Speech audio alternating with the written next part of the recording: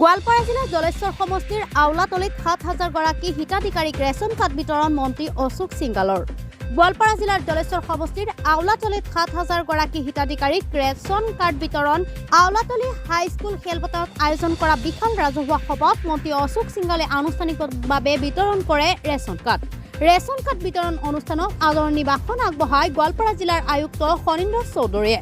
জলসিঞ্চন মন্ত্ৰী অশোক সিংগালে ভাষণ প্ৰসংগত কয় যে বিজেপি চৰকাৰে মুছলমানক সহায় কৰিবই। মুছলমানে এবাৰ দুবাৰ বা তিনিবাৰ আশীৰ্বাদ নকৰিলেও বিজেপি চৰকাৰে মুছলমানক সহায় কৰিব। মন্ত্ৰী সিংহালে লগতে কংগ্ৰেছৰ যুৱৰাজ ৰাহুল গান্ধীৰ ন্যায় যাত্ৰাক লৈ খুৰদাৰ সমালোচনা কৰে। সভাত জিলা আয়ুক্ত শনীন্দ্ৰ চৌধুৰী, এপিডিচিএলৰ সঞ্চালক ডক্টৰ প্ৰকাশ কাশ্যপ, বিজেপি নেতা উছমান গনি, উপসভানেত্ৰী চিনামণি দৈমাৰী, লক্ষীপুৰৰ পৌৰপতি ৰাজেশ প্ৰসাদ গুপ্তা লগতে সভাত আন কেইবাগৰাকীও জিলা প্ৰশাসনৰ বিষয়া আৰু নেতাকৰ্মী উপস্থিত থাকে। লক্ষীপুৰৰ পৰা মতিউৰ ৰহমানৰ ৰিপৰ্ট, ৰামদিনো অসম লাইভ। মোৰ সৌভাগ্য হৈছে আৰু মই ইয়াত আহি আপোনালোকক কৈ আনন্দ অনুভৱ কৰি আছো।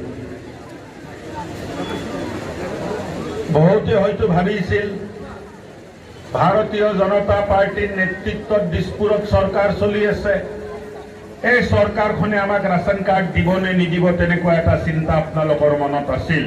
কিন্তু গোটেই চিন্তাক অৱসান পেলাই আমি 16,531 গৰাকী হিতাধিকাৰীক জলেশ্বৰ সমষ্টিত ৰেচন কাৰ্ড দিবলৈ আগবাঢ়ি আহিছো। আৰু আপোনালোকে জানি সুখী হ'ব যে 7,000ৰো অধিক পৰিয়াল জলেশ্বৰ সমষ্টিত নতুনকে ৰেচন কাৰ্ড পাব।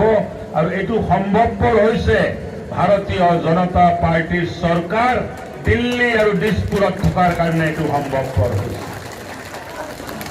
জলেশ্বৰ সমষ্টিৰ মানুহৰ লগত ন্যায় হোৱা নাছিলে, তেখেতৰ লগত যিটো অন্যায় হৈছিলে, তেখেতসকলক ৰেচন কাৰ্ড দিয়া হোৱা নাছিলে, তেখেতসকলৰ 7,000ৰো অধিক পৰিয়ালক ৰেচন কাৰ্ড দি জলেশ্বৰ সমষ্টিৰ বাসিন্দাৰ লগত আজি ভাৰতীয় জনতা পাৰ্টিৰ চৰকাৰে ন্যায় কৰিছে।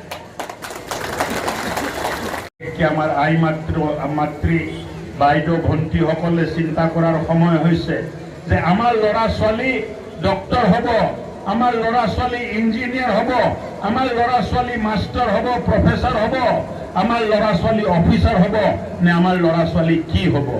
কাৰণ চৰকাৰে আপোনালোকৰ অঞ্চলত বিশেষভাৱে ছোৱালীক শিক্ষা দিয়াৰ কাৰণে স্কুল আৰু কলেজ নিৰ্মাণ কৰি আছে। আমি বিচাৰিছো যে শিক্ষাৰ মানদণ্ড মুছলিম অঞ্চলত বাঢ়িব লাগে, মুছলিম ল'ৰা ছোৱালীও পঢ়া শুনা কৰি ভাল মানুহ হ'ব লাগে। আমি আপোনালোকৰ জীৱনটো উন্নত কৰাৰ কাৰণে কাম কৰি যাম, এইটো আমাৰ সংকল্প। সবকা সাথ সবকা বিকাশ, সকলোকে লগত লৈ সকলোৰে মংগল কামনা কৰা এই চিন্তাৰে আমি কাম কৰি আছো।